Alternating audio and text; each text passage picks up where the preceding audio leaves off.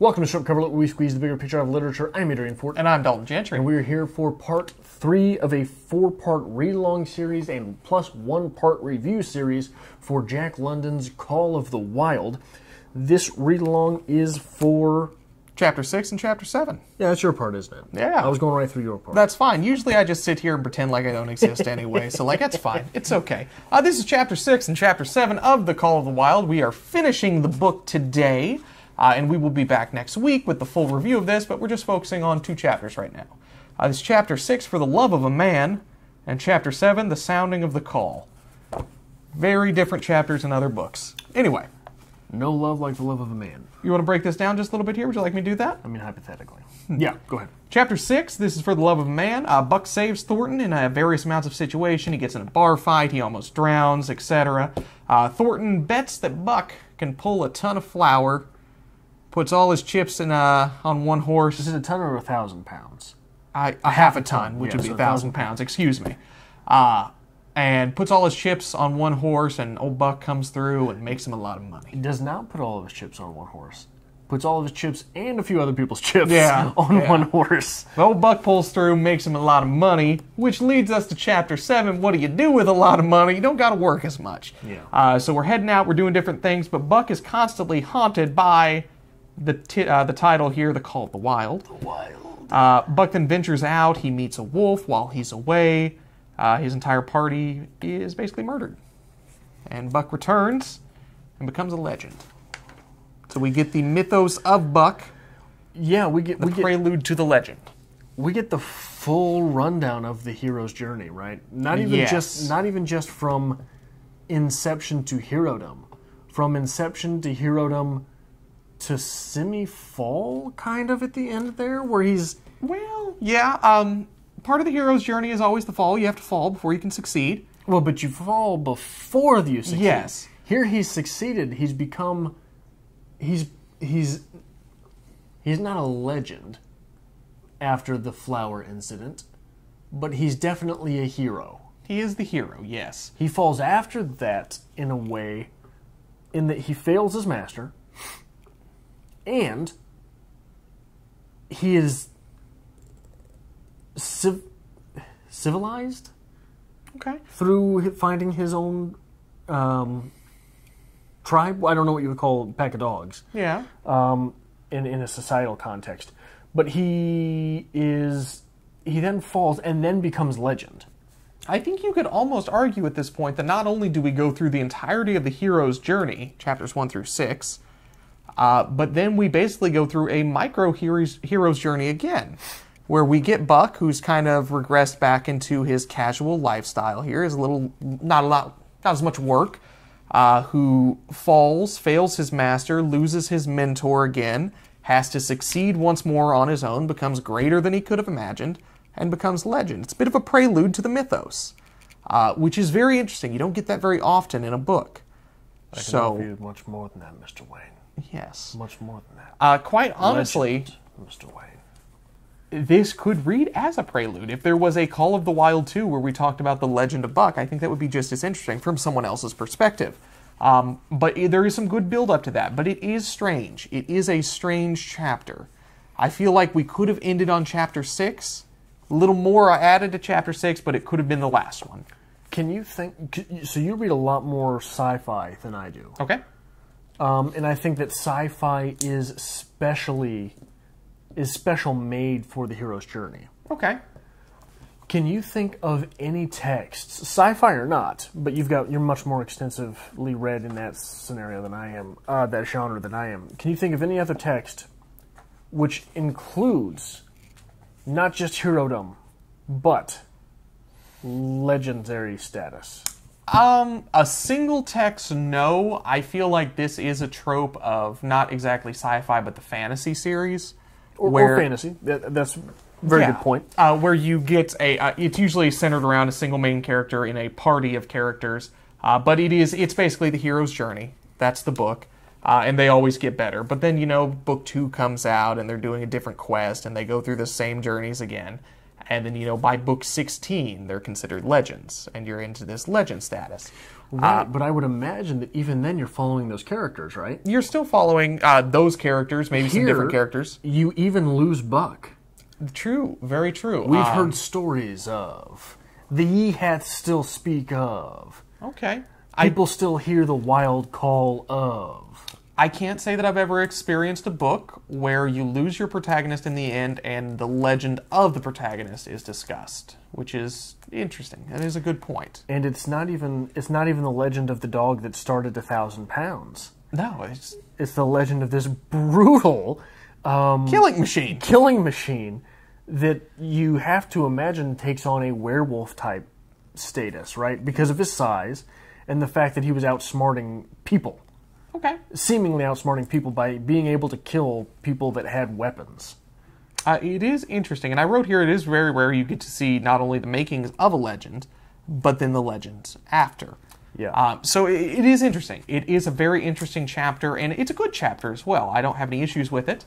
Beyond the fact that sometimes we get a little excessive, the suspension of disbelief gets stretched a little tighter once Buck's out there killing full-grown moose, killing entire tribes of people on his own, packs of wolves. You got to suspend your disbelief a little bit with that one there. Which makes, I'm supposing I don't know how big this dog really is. They're calling him 200 pounds, I think, was it? Okay. He is a cross between a Saint Bernard and I believe a Shepherd. Shepherds aren't necessarily huge dogs. Saint Bernards are. Saint Bernards are huge dogs. Saint Bernards also aren't Buck, right? No. But, I mean, I have family members who raise Mastiffs. And, when a Mastiff stands up, he puts his paws on your shoulder and looks down on you. Yeah. So, I mean, these are big dogs. And this would be assumed at this time. I mean, dogs change over the years, for sure. At this time, especially when this was written, this dog could have been more wolf-like. It could have been bigger. As a man who went and hung out with wolves for a while, those are big animals, man. Absolutely could I see. You were raised by wolves? I was raised by wolves. No. I did the whole wolf retreat thing because that's what I do with my life. They're big animals, man.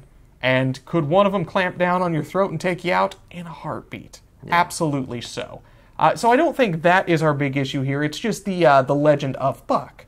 But when you get that added part where we're telling the tales of him, is this all true? Or is this just part of the legend that we're leading into here? Well, at what point? I mean, can we wholeheartedly... I mean, Buck would be considered a very reliable narrator for this, or the narrator through Buck's eyes, whatever we have here. It's referred to as psychic distance. Yeah. Do you know what that is? Go on. Psychic distance is... there's a difference between the psychic distance of a text and the narration of a text. So this is not first-person narration. No. But the psychic distance of the narrator is so close that we have Buck's individual thoughts. Okay. A removed or distant psychic narrator would just be showing the things that are going on and would not be able to tell you what's in someone's head. Now, where that somewhat gets confusing is that this is a very close psychic distance for Buck. We never get Perrault's thoughts. Okay. We only get his words and someone else's observations. It can also be difficult with those terms and mixing them up when you have a first-person narrator that has a very close psychic distance, obviously, to themselves, but a very far psychic distance from someone else. Okay. So if it's a first-person narration, I can't tell you what someone else is thinking. But I can guess at it, and I can tell you what they're thinking, but it won't be reliable. So that changes the reliability of the narrator. Okay. But not the psychic distance. I would say that the narrator here is reliable throughout this book. I mean, it seems like a pretty true account of things. But again, once we get into the excessive things where he's taking on packs of wolves, taking down moose, it seems a little ridiculous to me. Meese. He's taking down the meese. And then we immediately shift over into the legend of this killing machine that's been being told.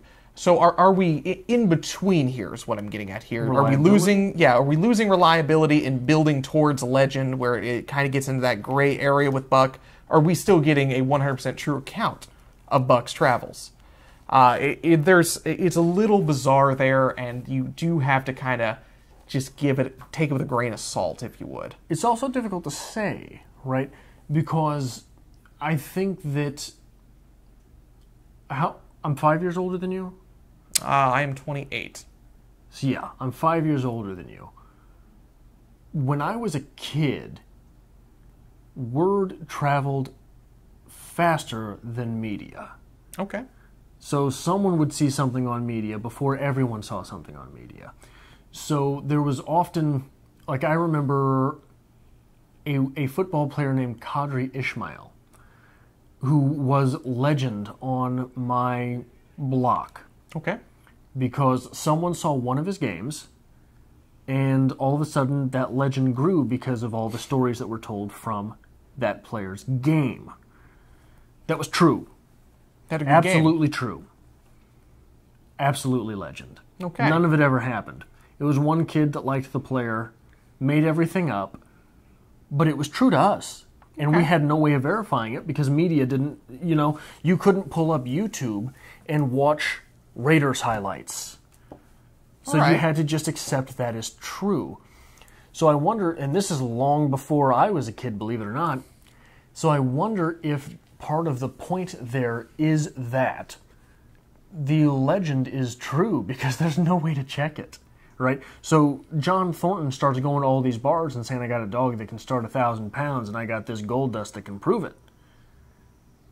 Is that legend true? At that moment, sure is a mighty fine-looking dog. It is. Right? So, I think that it's... I agree with you 100%. It is... But what it also does is it calls into question, what is the difference? Okay. Between legend and reality? Okay. Interesting question there. I'm not sure if I've got an answer for it. Did I just ruin the whole thing? Did I just sidetrack too much? Not really. Okay. Not really. I said that. I'm sorry. I'm thinking every now and then, you're doing these, you got to think on the fly, and every now and then a point gets brought up, I'm like, screw it. Maybe he's right. Maybe I'll just sit here for the next 10 minutes and mull it over. But we do get two dynamics going on here, in my opinion, and it is the transition into the legend of Buck, as opposed to the story of Buck. A couple other things we've got going on with this. It seems that there's a bit of a dependency narrative going on here, where in normal relationships between a man and a dog, the dog is wholeheartedly dependent on the man. But we get in this, Thornton is dependent on Buck, just as Buck is dependent on Thornton. Yes. Which is interesting, a good dynamic to play with there. And Buck does what is expected of him. He's the stereotypical good dog. Right, so there is a relationship, but there is also ownership. So we get the quote, Thornton held him, the rest of mankind was nothing. We get these scenes where Buck sneaks in to watch Thornton sleep, which is super creepy. And then you get the quote, for Thornton, however, his love seemed to grow and grow. He alone among men could put a pack upon Buck's back in the summer traveling. Nothing was too great for Buck to do when Thornton commanded. This seems like it would easily be converted to a BDSM slave and master training text, does it not? Okay. Because these two absolutely love each other. This is true. One is absolutely in control. Okay. There is some control issues going on here, but I am a dog owner. I own dogs. You don't own pets. I own a Dalton. Yes, this is a story for a dog lover here, because it's that relationship that you have with your pet, where, you come home after a shitty day, and no matter what happens, the dog's happy to see you. The dog is happy to see you, and the dog will fetch or whatever you tell him or her to do, right? Absolutely. Because the dog knows you're going to feed it later. The dog does not know you're going to feed it later. The dog trusts you to feed it later. Okay. This is the heart of a master-slave relationship. Okay. I even had a lovely quote here before you completely bastardized my quote with your... Well, just think of this quote now with the BDSM. I don't want to, because it's just going to make me more uncomfortable. And by the way, you can't see this. His legs are dancing under the table. He's super uncomfortable right now. Actually, they do that all the time. I don't know if you've ever noticed noticed you that. doing that. Okay, fair. Thornton knelt down by Buck's side. He took his head in his 2 hands and rested cheek on cheek. He did not playfully shake him, as was his wont, or murmur soft love curses, but he whispered in his ear, "As you love me, Buck, as you love me," was what he whispered. Buck whined with suppressed eagerness. That sounds very sexual. You've just ruined this book for me. You know that, right? Yeah. Oh, completely absolutely. Ruined it. If you want to talk about intertextuality, okay, which is another very sexual sounding word, the scene with the sled, does it remind you of anything else in literature that we've read here on the channel? That we've read here on the channel? Not off the top of my head. Does it remind you of the scene from Animal Farm with Boxer dragging the, what was it, the sawmill? What was it, up the hill? Okay. And all the other animals disappear, fall down the hill, and he alone is dragging it up? He does it on his own? Yeah. It reminds me a lot of that. Okay. I would be interested to, because this seems, if you wanted to put an interpretation on it, obviously Animal Farm is written with some bit of Marxist interpretation, is written to point at communism. I think that this would be, it would be easy to manipulate this text into, again, master-slave, capitalistic type interpretation. It would be interesting to compare those scenes and the dynamics surrounding them. So, if you do have an essay coming up, you're welcome for the idea. I'm not going to write the paper for you, but I think that would I think that would definitely be an interesting paper to read. Okay, so and maybe with this whole excessive acts of valor and whatnot, where the Hercules style feats that we have here, Herculean. This is a 200-pound dog, right? I think so. Breaking a 1,000-pound sled out of ice, dragging which throws down yards. and dragging it. I'm not a weightlifting man, a bodybuilder, but I weigh 200 pounds. I'm not pulling 1,000 pounds anytime soon. That is a lot of. If you were to put 1,000 pounds on a bar, set it on the ground, and try to drag it that way, like the bar providing an axle for the weights around it, it would not be easy. Yeah. So I don't know. Granted, Buck is a work animal. That's what he is bred for and trained for. And he is in prime physical condition. I mean, it is a possibility. It's a thing. I could see how it would be an amazing feat to be done. But also, what a shitty guy that guy was. That I can't remember the name of the guy who set him up for it. Yeah? But if you go back and you reread that scene, he just sort of plants it there. Okay. And then he says, well, I got 1,000 pounds outside. And I got all this money betting against it. I love my dog. I trust my dog.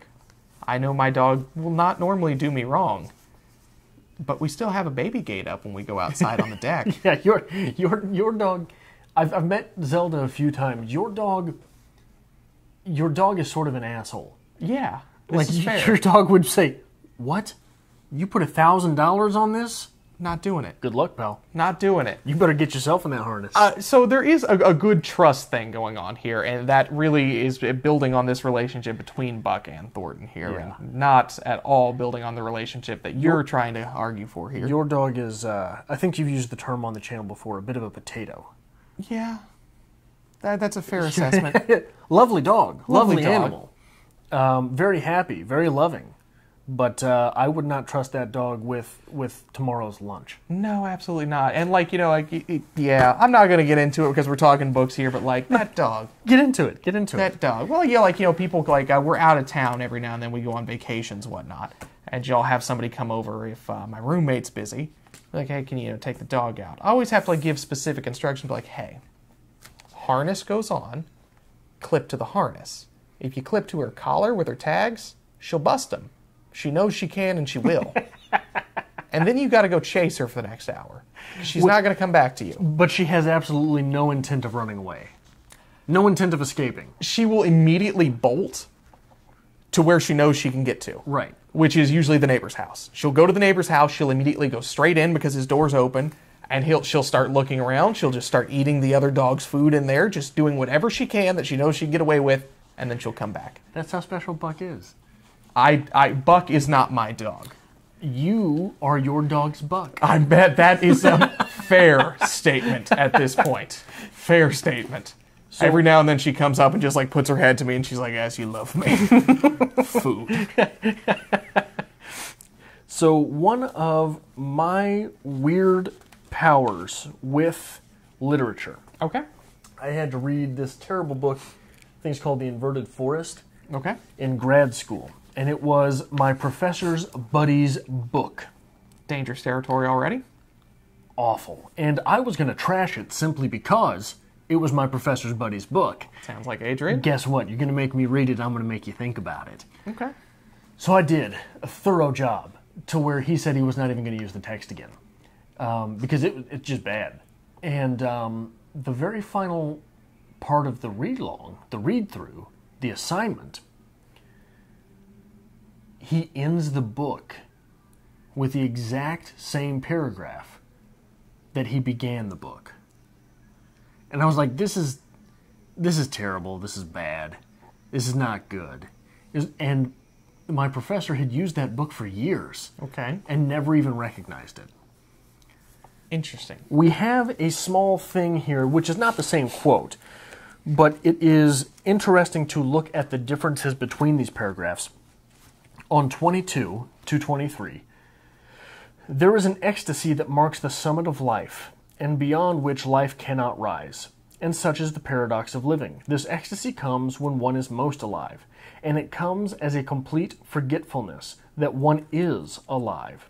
This ecstasy, this forgetfulness of living, comes to the artist caught up and out of himself in a sheet of flame. It comes to the soldier, war-mad, on the stricken field and refusing quarter, and it comes to Buck, leading the pack, sounding the old wolf cry, straining after the food that was alive and that fled swiftly before him through the moonlight.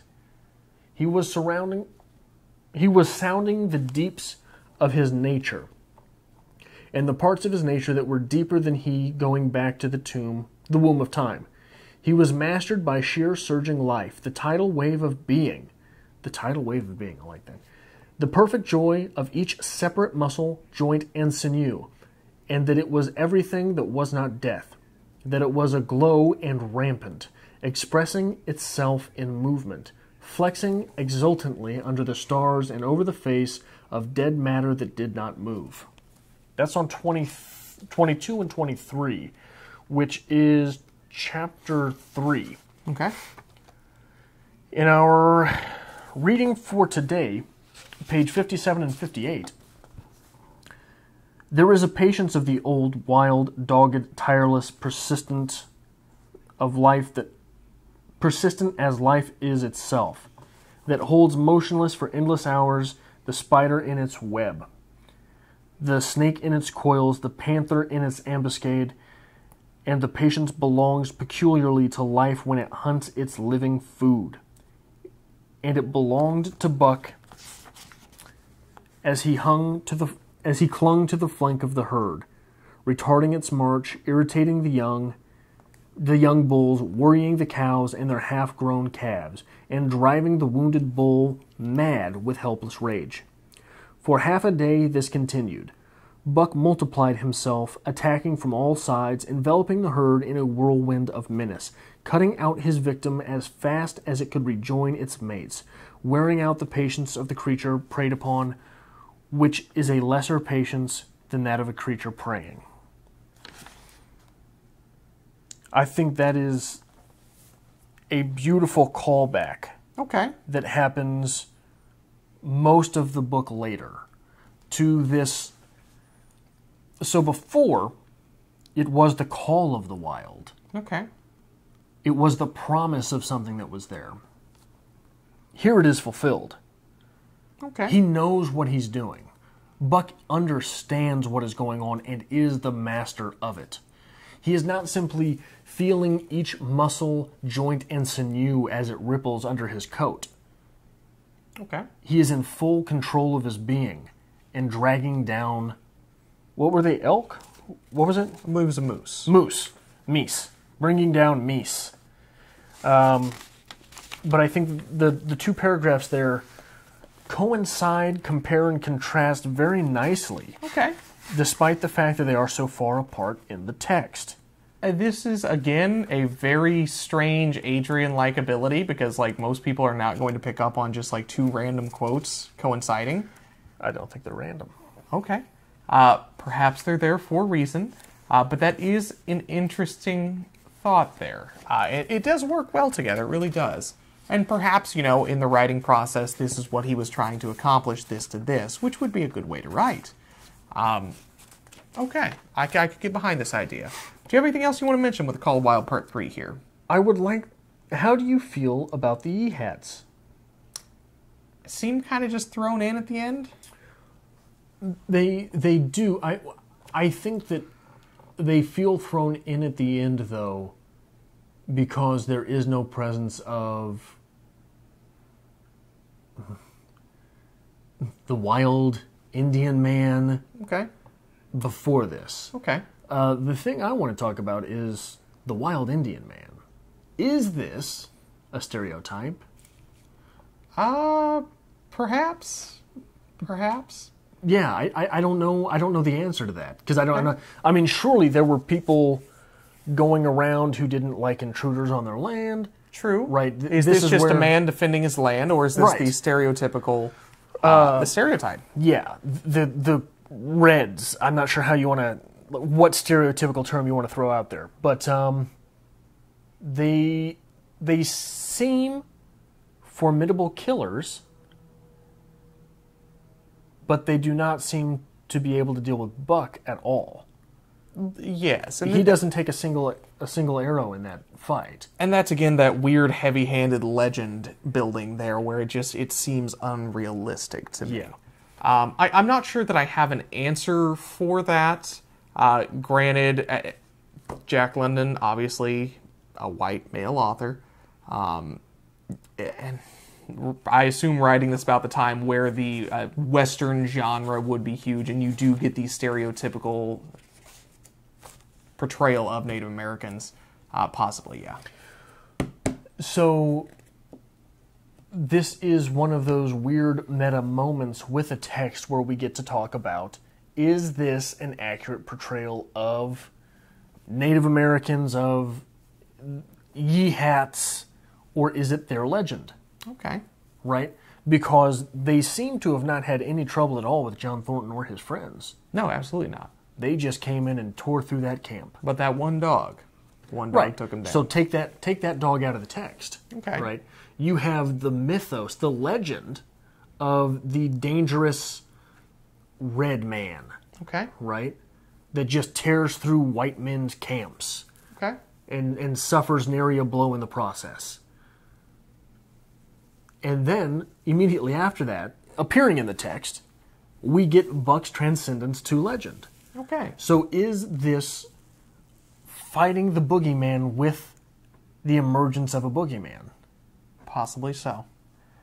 We will have to discuss that a little bit more when we get into the review of this next week. All right. We'll see if we can talk about it a little bit more, because we will be back on Monday with a full review of Jack London's Call of the Wild. 100% full literary review. 3 good things, 3 bad things, best quotes, literary analysis. Anything you'd like to say there? You want to finish us off? Maybe hit the like button, maybe hit the subscribe button, and if you'd like to help us create more content here on Strip Cover Lit, there is a link to our Patreon, as always, to be found in the description below.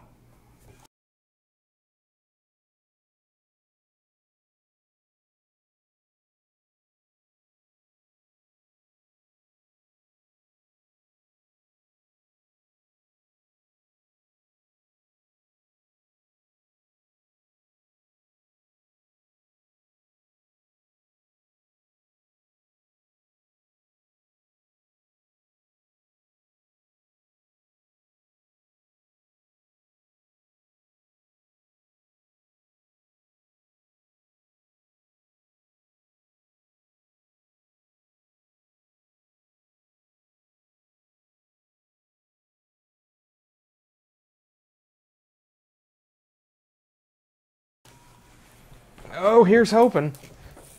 It should still be running. I would hope. Yeah, we're good.